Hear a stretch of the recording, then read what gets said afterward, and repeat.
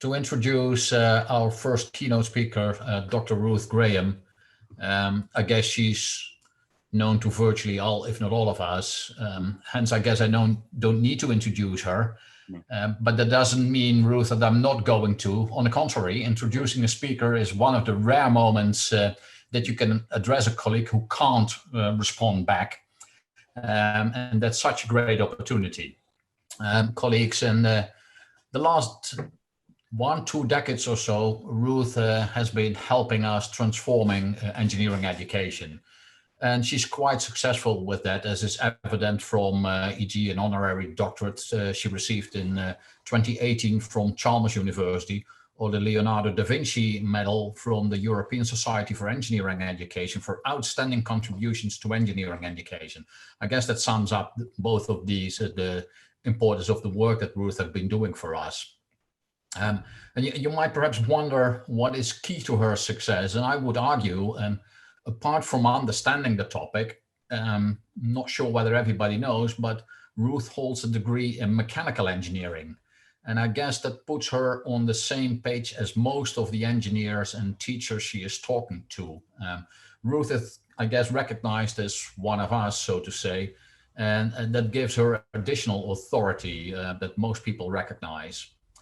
Ruth, you have traveled the world to talk virtually to any school of engineering about engineering education.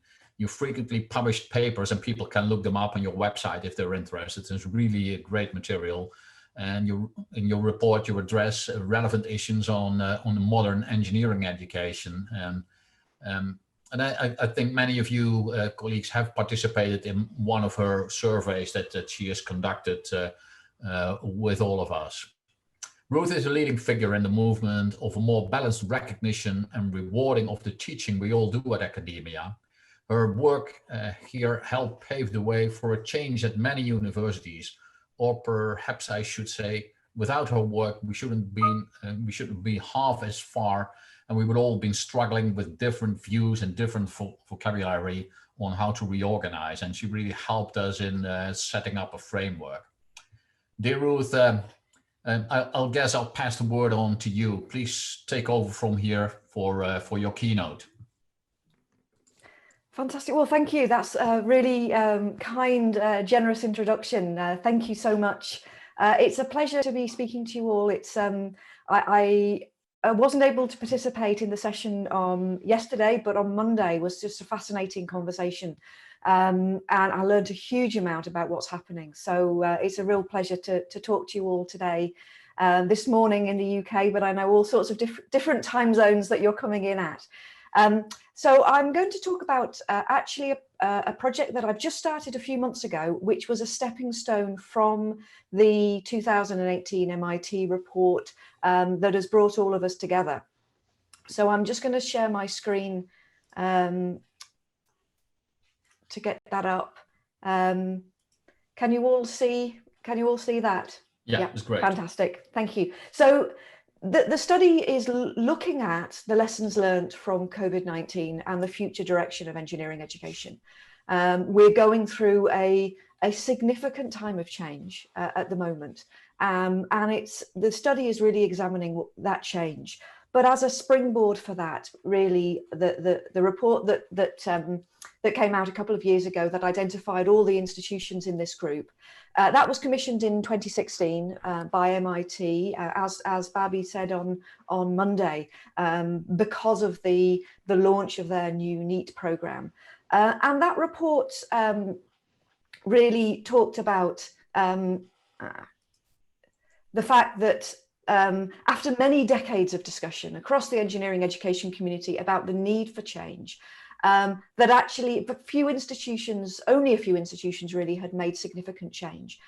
But actually, the few years leading up to the publication of that report, there was a groundswell for quite significant reform. I just had a quote here from the report. The study feedback suggested engineering education sector is entering a period of rapid and fundamental change. And I got that sense incredibly strongly that this was a real momentum and a real shift in what engineering education is going to look like, with this group of leaders really paving the way. And there are a number of hallmarks of what that looks like. student choice and flexibility, multidisciplinary learning, ethics, social responsibility, sustainability, global outlooks and experiences, experiential open-ended problem solving that's rooted in real societal and industrial challenges, and developing skills and mindsets, critical thinking, adaptability, teamwork, creativity, entrepreneurship, a lot of different things, but a really different shape and feel of engineering education. And then February or March of 2020, we're hit with COVID, and left with a question of what impact is this COVID and the current period of emergency teaching going to have on the sector. And I, after COVID hit, had a lot of conversations with various people from various institutions worldwide about their engineering programs and about engineering education more generally. And there were three things that people were saying to me repeatedly: one concern, one question, and one prediction. One concern was, are innovations going to be diluted? That our universities, our academics going to default back to a teacher-centered mode because it's easier to do that rather than collaborative, project-based experiential learning, rather than a focus on skills and mindsets. It's easier just to transfer the information via a webinar. Is this actually going to set the sector back? Secondly, a question. Okay, so how do we do some of this stuff? How do we deliver effective collaborative learning in an online mode? How do we do some of the things that we know how to do face-to-face? How do we make that work effectively online? And a prediction, which is the sector will fundamentally change and we will not go back to where we were before. And all of that was overlaid as well with a sense of we're firefighting within our institutions. There's so much going on. There's so many issues to deal with the students, with the curriculum, with the shift online, with everything else that's happening. We're only looking within our own institutions. Even people with very strong global networks in engineering education were saying, do you know what, I really don't know what else is happening elsewhere because I'm very focused. I can tell you exactly what's happening within my institution, but I can't tell you what's happening really outside at the moment. And a sense of, but I'd like to know, and I'd like to know to answer some of these questions from other institutions worldwide. So that's really where this study has come from, called Collaborative Engineering Education in the Digital Age, really trying to answer those questions and create resources, open source resources for the full community to help to answer some of those questions. The study was officially launched in September 2020, and it's supported by a consortium of universities. So a group of universities with particular interest in project and problem-based learning and or the use of online or educational technology. So this group of universities came together very quickly to fund this study that's spanning this current academic year, so September through for the next year. And the study has two outputs. The first is a report charting the lessons learned from the current period of emergency teaching and how this experience, COVID-19 and emergency teaching, might impact the future trajectory of engineering education in the future. And the second is a website that showcases examples of best practice in engineering collaborative or project-based learning that's delivered partially or fully online. So just explain a little bit about what those two components are. So for the report part, that'll be published, I'm planning for that to be published in July or August.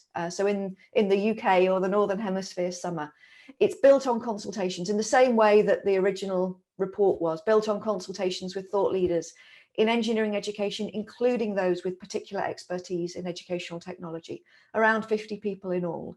And to date, I've conducted about 18 of those interviews to capture their perspectives and experiences of the current lessons learned from emergency teaching, but also where the sector's going. And the interview is structured around 4 questions. So these are the 4 key questions, but a lot of other information that's coming back. The first is, what are the lessons learned from the period of emergency teaching? What are the experiences? What are the challenges? What are the opportunities? Secondly, what examples of global best practice in online remote collaborative learning can you recommend? from outside your institution? Thirdly, how do you think engineering education is likely to change in the future as a result of COVID-19 and the period of emergency teaching? And then the final question, can you recommend anyone else that I could consult as part of the study? And using a similar technique to the first report, a snowballing technique. So I interview people who are repeatedly recommended as thought leaders in the field by others. But I've also gathering feedback from the advisory group to ensure that those thought leaders are globally representative, that we don't have only clusters, for example, in the US and Europe, that we really are pulling feedback from the world in engineering education. And then the second part of this work is the case studies. And I wanted these case studies to be something that people had access to as quickly as possible. So the website will be launched in the new year, I hope by the end of January, with the first 4 case studies in place. And then case studies will be progressively added over the academic year. Just say again, these are case studies of collaborative or project-based learning that are delivered partially or fully online. The case studies identified through 2 routes, either the first and the main set will be taken from the institutions in this group, institutions highlighted as the leaders in engineering education worldwide. And I'm approaching those institutions and asking them to identify what they consider to be best practice in online or partially online collaborative learning that exemplifies their vision and expertise in engineering education. And I'll also include examples that are repeatedly identified from anywhere in the world as best practice examples from the thought leaders. So those are the 2 routes for identifying the case studies. And for each of them, in the same way as the report, the MIT report, they'll be built from interviews with stakeholders, with educational leaders, faculty, students, external collaborators. And I'm interviewing maybe 12 to 14 people per case study. And each case study will have 2 components. The main component will be information on the activity, the course, whatever it is, this experience, this collaborative experience, with information about it, an independent review of the challenges and success factors, and some real details like, what's the technology used, who's in the teaching team, what's the schedule, so that others can really learn from that detail. The second piece is the kind of the broader piece. What's the institutional setting for this? What is the university doing? What's its strategy? What are its defining features in engineering education? What's the approach that it's taken to emergency teaching during this period? And what impact is this going to have on its future vision and direction in engineering education? So a sort of broader sense of, what impact is this having at the institutional level? For each of those 2 elements, we're also putting together a short video, 3 or 4 minute video. And I've got a video producer in to do that, to really to add some life to it, but to really hear student voices in the case of the activity, but hear from the institutional leaders as well in what impact this is having in terms of the education. So I'd just like to give you some early outcomes from this study and what's coming out so far. I should say again, I'm only a few months into this, probably about 1/3 of the way through. So these really are the early outcomes. So firstly, from the thought leader interviews. So one of the questions is, what are the particular challenges that you're facing during this period of emergency teaching? And there's a lot of really interesting commonality coming out in the sorts of themes that people are talking about. So I'll just talk about a few of them here. The first is the acute problem of students' social isolation, anxiety, and mental health. And that's something that's come up repeatedly as a real acute issue that isn't just something that's often dealt with at an institutional level, but actually this is something that's really being looked at and as a real key challenge at a departmental or school level within engineering. The second is around establishing community connectivity and peer learning in online delivery. How do you those connections that might happen organically when students are in a room together, not just within teams, but actually across teams, across the cohort as a whole? How do you create that connectivity and that trust and that peer learning across a cohort that are divided? A third one was, how do you offer equal experiences to all, regardless of internet connectivity? So particularly in regions where many students are rural, or there's other issues with internet connectivity, how do you create experiences that doesn't disadvantage the students that don't have that same quality of internet connection? And how do you create an experience that's really engaging when you're catering for these differences? And that's certainly something that from the interviews actually I've held in Africa, for example, that's been a key issue there. Another one has been assessing student learning. How do you do practically? How do you do that when you're assessing around skills and mindsets, for example? How do you do that effectively online? How do you engage and motivate students with their webcams turned off? There's a number of universities and regions where they have a policy of not asking students or not requiring students to turn webcams on if they don't feel comfortable doing that. But how do you engage with and really understand what's happening with those students when they haven't got their webcams on? Another one which I'm sure will resonate with you all is faculty exhaustion and stress from living in a constant state of emergency. And how long can faculty continue to live in a state of emergency? And you know, at what point do you start moving back to a business as usual? But the levels of stress on faculty that have been continuous now for 9 months. And finally, delivering effective student learning when students are working across time zones. For students that have gone home, or for projects where you're bringing together students from different time zones, how do you deliver that effectively when it's more problematic to have synchronous learning? So those were the challenges that a lot of people repeatedly were talking about. A second question that I asked, and this is very much at an early stage at the moment, is it's not just changing. Here we are. Is a question I've asked is, you know, for a lot of people, they were delivering collaborative project-based experiences, active learning face-to-face in the past. Perhaps now they're delivering them fully online. What are the learnings from that? Let's say in the future you want to deliver some of these experiences partially online and partially face-to-face. What are the elements of those experiences that are more effective in the opinion of the people I've spoken to online, and which elements of those experiences are more effective face-to-face, so that when we pivot back, or when we move out of this current phase of emergency teaching, actually how can you really optimize those experiences so you're using the best of both? Now, I should stress, this is a work in progress. This is not finished, but just to give you an idea of the kind of feedback that I'm getting. So I've been trying to think about, you know, what's better online and what's better face-to-face. And if you imagine a project timeline, so this is a project from the moment that the students get together at the first sort of day of the course or experience, right the way through to let's say the delivery of their project at the end. And getting feedback about, you know, so firstly, what works better face-to-face? What are people really struggling with when they're delivering this online? And this is the kind of feedback that I'm getting at the moment, that people are struggling with the initial cohort bonding, the scoping of the project and the planning of the project. And actually most of the feedback that I've had about what works better face-to-face is really focused on that first week or two. And a real difference between the universities for whom they went to emergency teaching after 2 weeks into their semester, and those who started their semester online. There's clearly a real difference there, but that outset piece is particularly important. A lot of people are talking about as well about some general, you know, midway through projects, let's say when students are really reflecting and trying to understand the problem in a different way and in a deeper way. How do you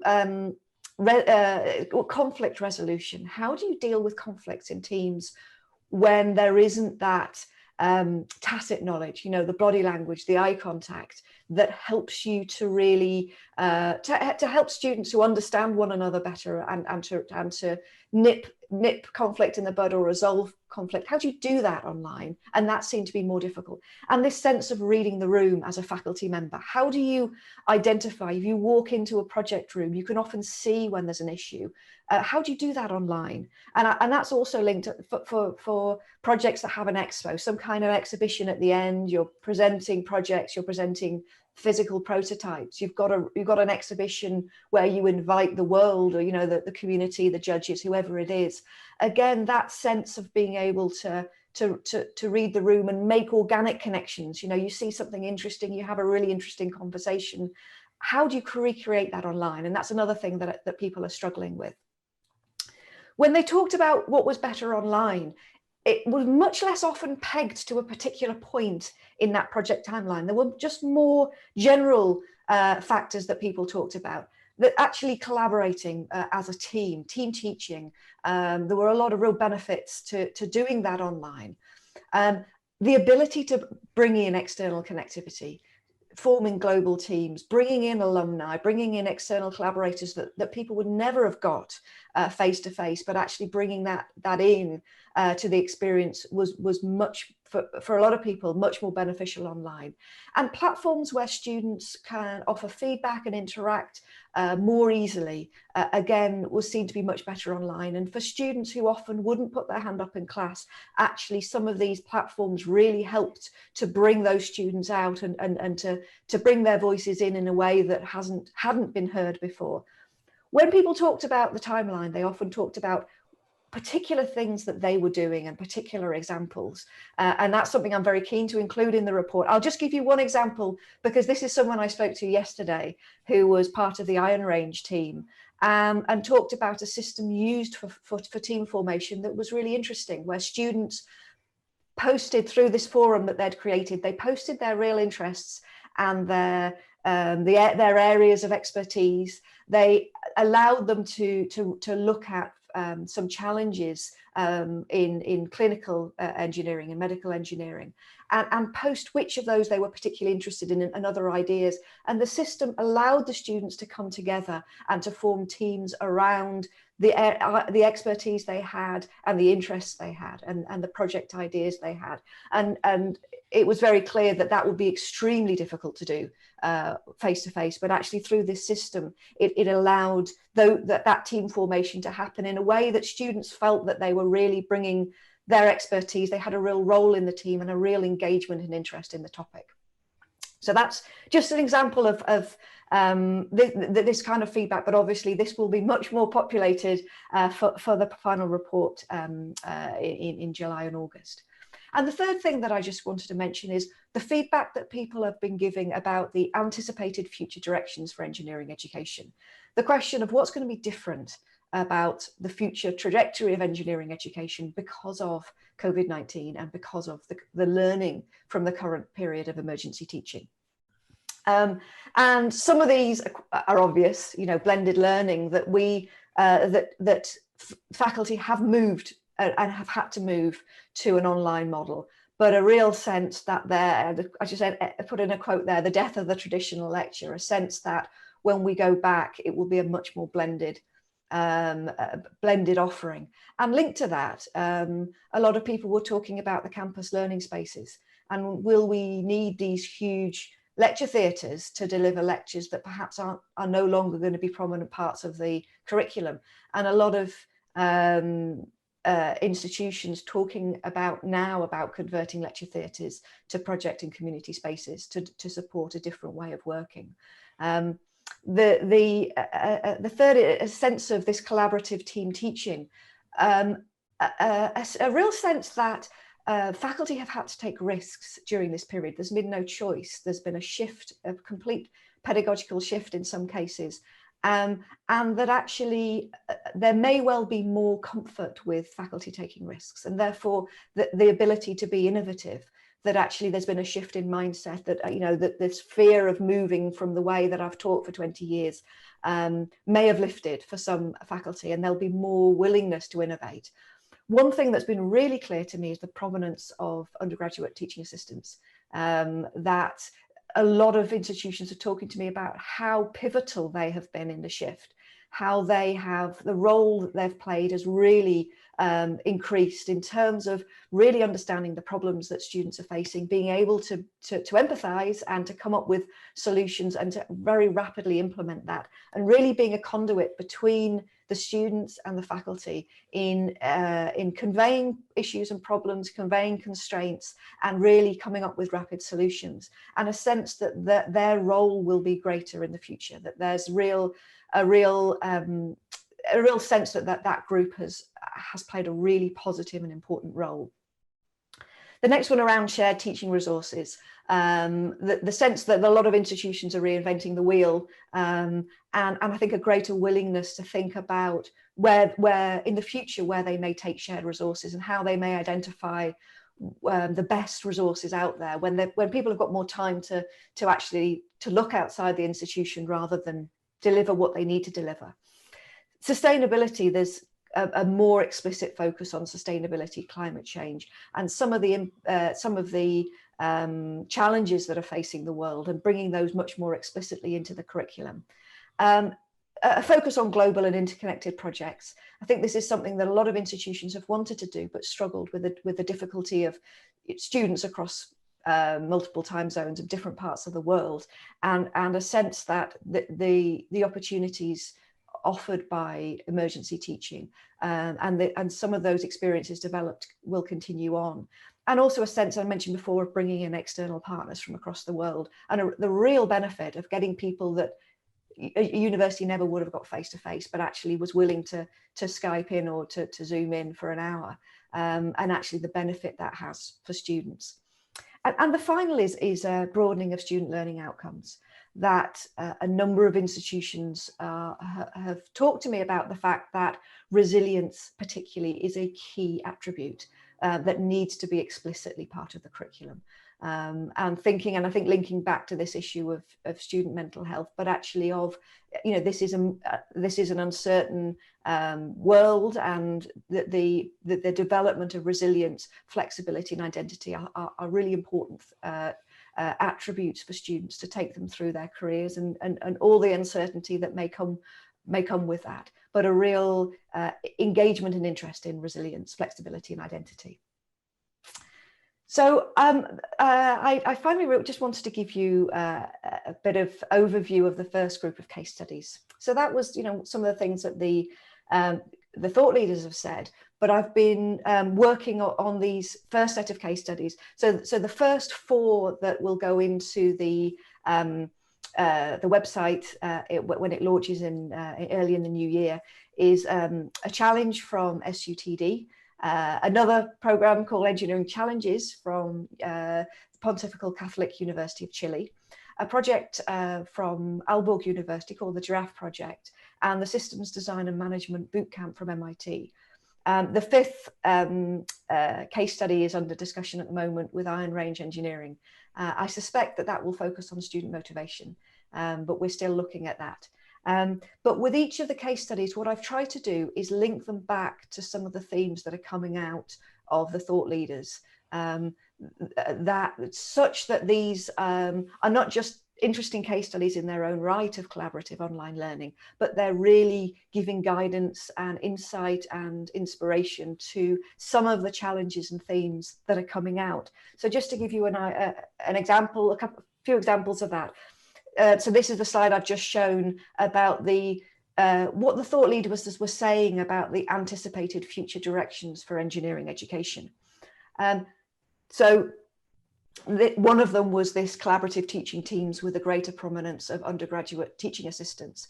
The case study from the Pontifical Catholic University of Chile was a shift of a introductory first year experience, 850 students, a huge program, shift online of that experience. And the undergraduate TAs played a very prominent role in supporting that change and developing some of the elements of that change. So that example links back strongly to that theme. It actually also links back to this issue of student mental health, because that was the biggest challenge that they faced during emergency teaching. And it also talks about some of the things that the university and the School of Engineering has put and will put in place to support student mental health and resilience. A second example is of this bringing external partners from across the world. So the example from SUTD, the case study from SUTD, is on a 2-day challenge called the Virtual Ideation Challenge, where they connected students with clinicians from the local hospital that were at the front line dealing with COVID-19. And those clinicians set the challenges for students. And it was actually across the sort of the life cycle of a pandemic. You know, how do you prepare for a pandemic? What do you do when you're in the eye of the storm? And how do you create systems to support the after effects and to the preparation in the future?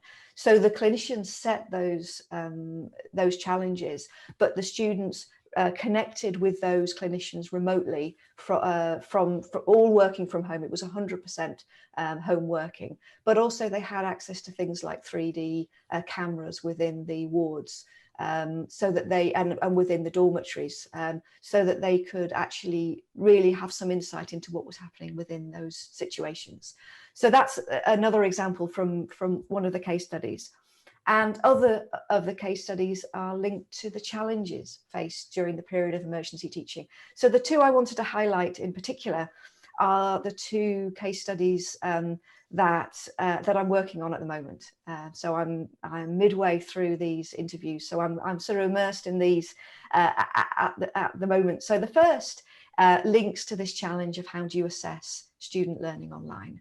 And the example is from Aalborg University. So again, all of these at the moment are from this group of MIT 16 institutions identified in the report.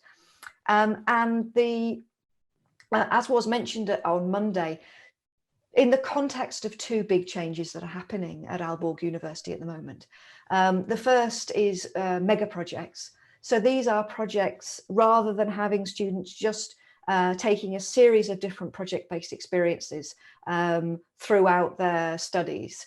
It allows the complexity of those experiences to build in different ways as students move through their education.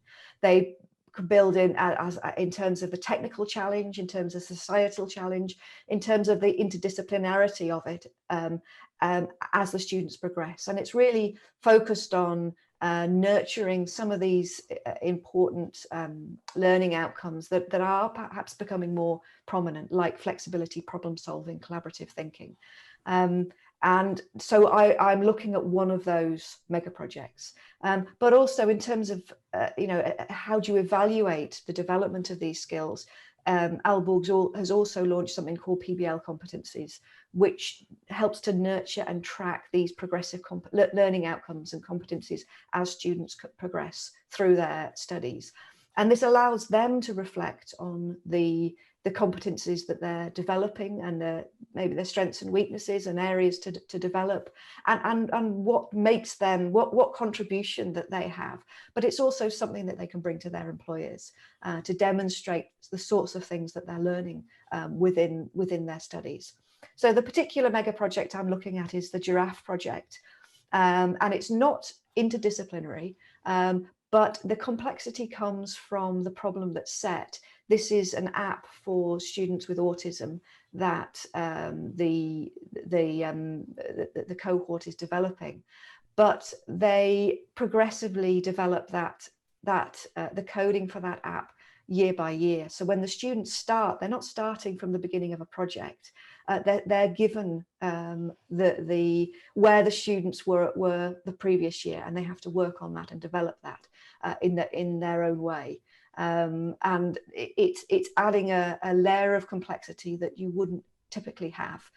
You don't start with a blank slate. So that's the context for the case study. But I say in a wider setting in Aalborg University, looking at these mega projects and the Pbl competencies. And the second example that I'm working on at the moment links to this issue of how do you establish community connectivity and peer learning in an online environment. And this is something I think of all of the pieces of feedback that I've had, this is, I think, one that people are particularly struggling with, and with all the other issues that comes with. And particularly, how do you connect students outside their team? There's one issue of getting students together within a team to solve a problem, but how do you connect them in a positive and meaningful way with the rest of the cohort? The case study here is from MIT, and it's systems design and management, and it's their boot camp. So it's the week-long boot camp they have, and in 2020 that cohort started online, so they hadn't met each other. What's interesting is this is another initiative that was developed by teaching assistants, graduate teaching assistants, and in the past it had been actually a kind of Rube Goldberg experience, and there'd been a lot of competition between the teams. It was all about working within your own team and prevailing over the other teams, and with very little connectivity between them. That they wanted to really turn that on its head and to support peer learning between groups and connectivity and the bonding between the team, but also combat things like imposter syndrome. You come to a new institution, you don't know anybody, you're sitting on your own. The confidence of the individual, feeling that they're coming into a situation where other people know a lot more than them. So really trying to empower that individual. And the other thing they were trying to do is to connect that cohort with the rest of the university, with the whole community. They took inspiration from crowdfunding platforms in order to develop this system. They worked with the city of Cambridge, to identify challenges that were a series of challenges that were each linked to a sustainable development goal that was a real issue within the city of Cambridge.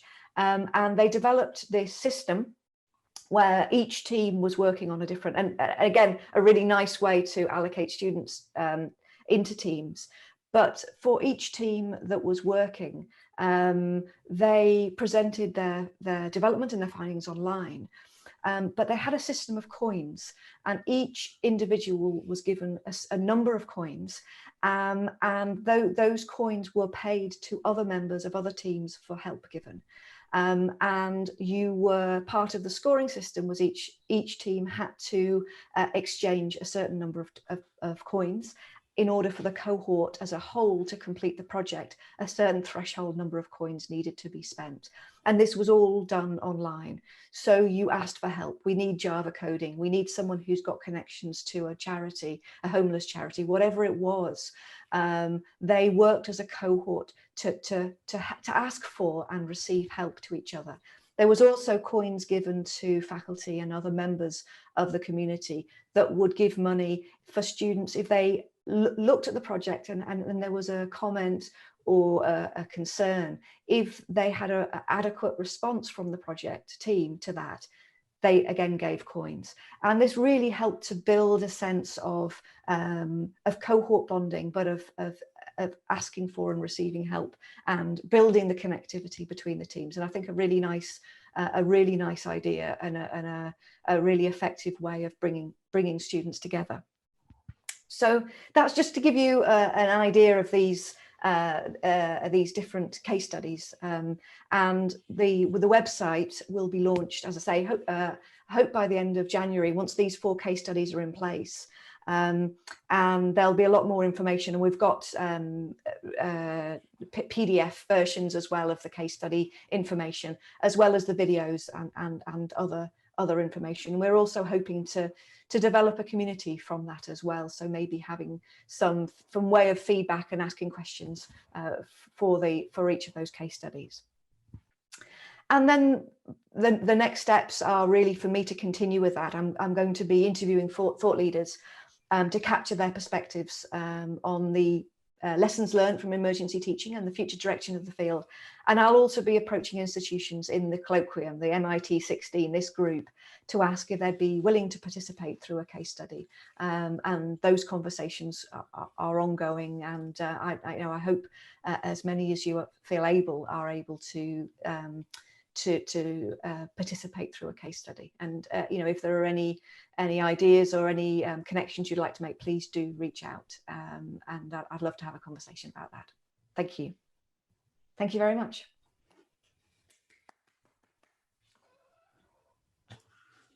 Thanks very much, Ruth. All right, people.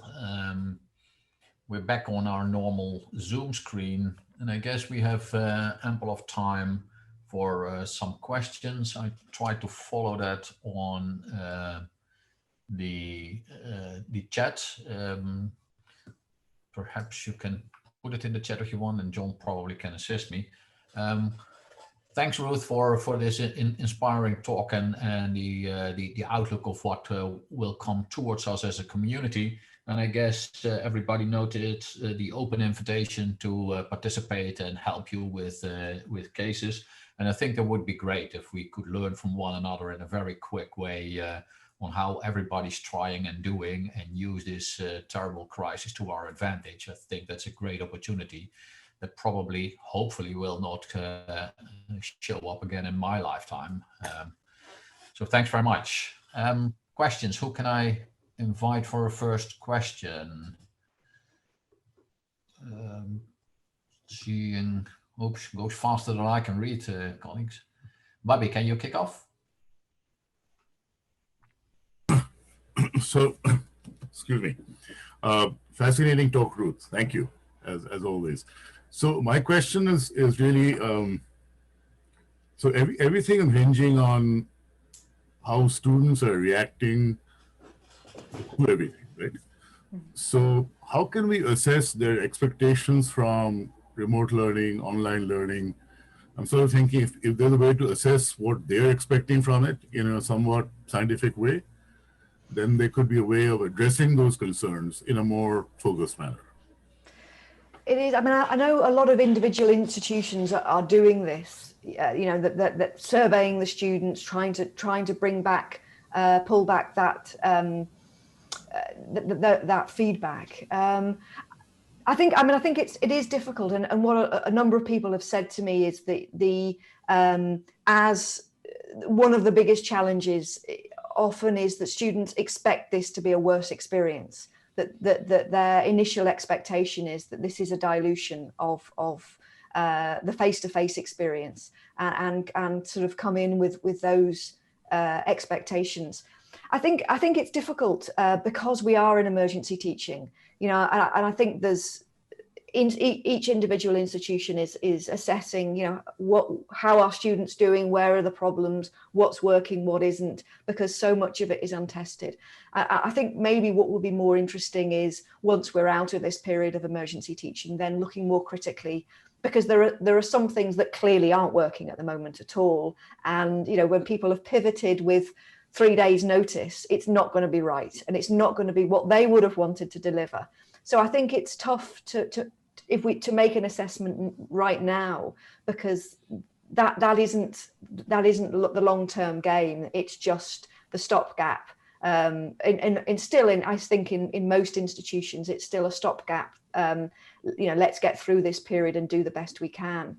So I think the only worry, I think, is that because it has been problematic and there have been problems for everybody, that students don't come out of this thinking, online learning really isn't anything that I want to engage with in the future if I can get away with it, that it hasn't kind of tarnished their view on what's possible with online learning. And I think that might be a hurdle. But I do have a sense that a lot of people at the moment feel like they're being surveyed to death. Students and staff, how are you feeling, what's happening, what do you need? So I'd be very reluctant to think about something like that, but I do think it's expectations are really important, and that's one of the reasons that I wanted to put together the website, is to really showcase the fact that there are some absolutely fabulous, really exciting, interesting things that have been developed and delivered online. And to showcase that there are, I know that there are bad experiences from both sides of this of online learning and the difficulties associated with it. But I think the more that we're able to say, look, if it's done well, it can be a really, really positive experience. I think that message is really important. All right, thanks very much, Ruth. David Lowe, you also posted a comment question. Could you repeat that for everybody and for Ruth? Yes, certainly. Thanks, Ruth. That was a fascinating talk. For me, the measure of a brilliant talk is always that I finish it thinking, oh, there's all these things that I now want to try. So you've left me kind of with a long list. Maybe I can rephrase. I posted a question in the chat session, but maybe I can rephrase it in that the function of whether a particular initiative works isn't just the particular design of that thing itself, but it's also how it interplays with the individuals involved. So how do we avoid that, particularly given that we've only got a very small sample this year of things that we've tried online? How do we avoid falling into a trap of assuming that something does or doesn't work based on such a small sample? I absolutely agree, and I think there's a real danger of that saying this period of emergency teaching, you know, the pivot was so rapid. There's so much else going on personally and professionally for everybody that's delivering. You know, so many people are delivering with children at home, and you know, there's so many moving parts here to say, oh, that the best of what's out there is just what happened in this 9-month period. So I absolutely agree that there's an awful lot more out there. There were a lot of things that were happening before COVID hit. There are a lot more. There's a lot more that will come, and I think having that space and time to innovate. So certainly the examples that I give are for inspiration rather than to say this is the point that we all want to reach. But I do have a real sense of this innovation, and so many people. The first time someone said this to me, I thought, oh, that's interesting. But it's been said to me repeatedly that, you know, that you've got the innovators, the people at the front edge, probably all the people on this call who are already innovating, and you've got a lot of people who maybe are interested in it, obviously in engineering education, but haven't really tried things and haven't wanted to take the risk. Not all of the faculty, but I think a bigger chunk of people have had to take a risk, had to do things differently and try different things, and a real sense that there may be a different mindset coming out for a larger group of faculty, that it's okay to take some risks and to try things, and that if you work with the students, they'll work with you and forgive things that don't work wonderfully well. So I don't know if this is answering your question, but my sense is that there's a lot of inspiration happening right now. But I think there may be, once people have got over the sheer exhaustion of COVID and its aftermath, that actually there's more of a willingness to try new things. And I think that's where some really exciting things will come out. And that's something that I'm really keen to see, because it's blending what we already know with what we've learned from the emergency teaching with the new ideas that are coming out, and the new opportunities that are coming out. And I think that's where we'll see some incredibly exciting things. But I do really agree that it's very dangerous to say, this is what the best of what's come out of a very, very challenging situation. And therefore this is where we should be all heading. I think this is here for inspiration, and so that people can think, oh, well, I wonder how other people are assessing this, or I wonder how other people are, what kind of platforms other people are using, and actually taking that as inspiration for doing other things in the future. I hope that answers the question. Yes, thank you. All right, thanks very much. And Preston, you also had an interesting observation and a question to it. Could you repeat that for us? Yeah, sure. First of all, I should say I'm not actually an engineering educator. I actually work with educators at UCL in sort of educational development. So I am taking a big step back here, but what I am doing is learning loads about engineering education. So thank you. I think my question is around, obviously, as universities, as organizations have had to adapt, so have industry and various sort of guises of engineering industries. And so, are there lessons learned? Really, is this an opportunity to make a rather big step change, to think about how we can learn from what industry is now doing to prepare our students in a more future-proofed way, because they're going to be going into organizations when they graduate that may have also changed. So what can we learn from industry? I don't know if industry is the right word in this context, but how can we improve students' employability chances and use this as an opportunity rather than necessarily being a bit reactive? Because I get the sense that we're being a bit, in general, universities have been reactive to being slightly technology-led and saying, oh, peer learning, we can do this now because it's online, and that's great. But, it's not just about being reactive, it's about being proactive as well. Yeah. So, yeah, I hope my question makes sense. It does, absolutely. And I think there are some really interesting examples. I know that there's a number of people from Aalborg on. I'm always slightly nervous to talk about projects where they know so much more. But, I think you look at the example of the mega projects at Aalborg, and the people that I've been talking to working on various of those mega projects that actually using different systems and bringing together people from industry, different student groups in much more complex ways, where people are using different platforms and actually students having to navigate those different platforms and working with across different groups. So I think there is a lot of learning there in terms of working with industry, and I think a lot of institutions are doing that. But I think in a lot of cases, that kind of change is difficult to make happen under the emergency teaching kind of circumstances. So the mega projects is something that predates COVID, and the planning that's gone into that predates COVID. But I think there is a lot to be learned, and I think there's a lot more connectivity that's possible, particularly when people are working online with teams across bringing industry in. So I think that is something that is going to change.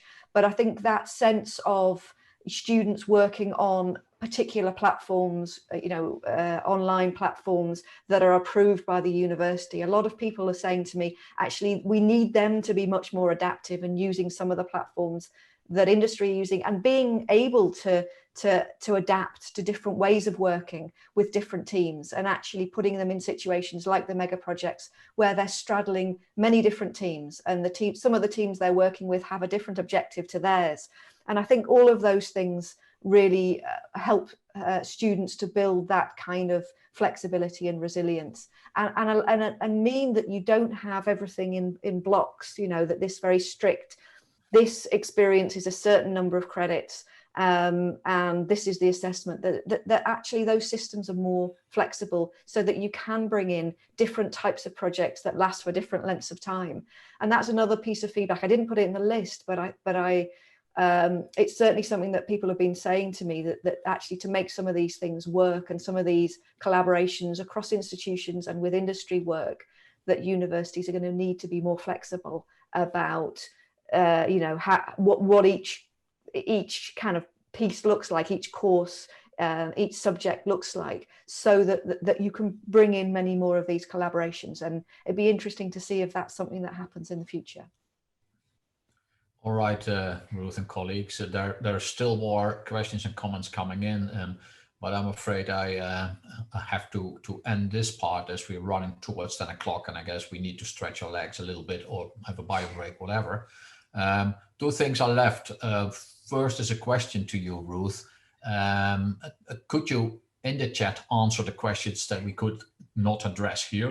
Then at least colleagues that had a question get an answer, and everybody can read it, because there's interesting questions that still came in. That's the easy part. The other part is easy as well. A big thank you very much for your keynote contribution. Very inspiring, and we all look forward to the website and the report that will come out, because it's really great to be able to see what is happening elsewhere, to see how people responded to that, and use it indeed, as you say, as inspiration rather than a fixed answer, and move forward with our engineering education, because after all, we do this all for the young people who will have to carry the world further as engineers in the years to come.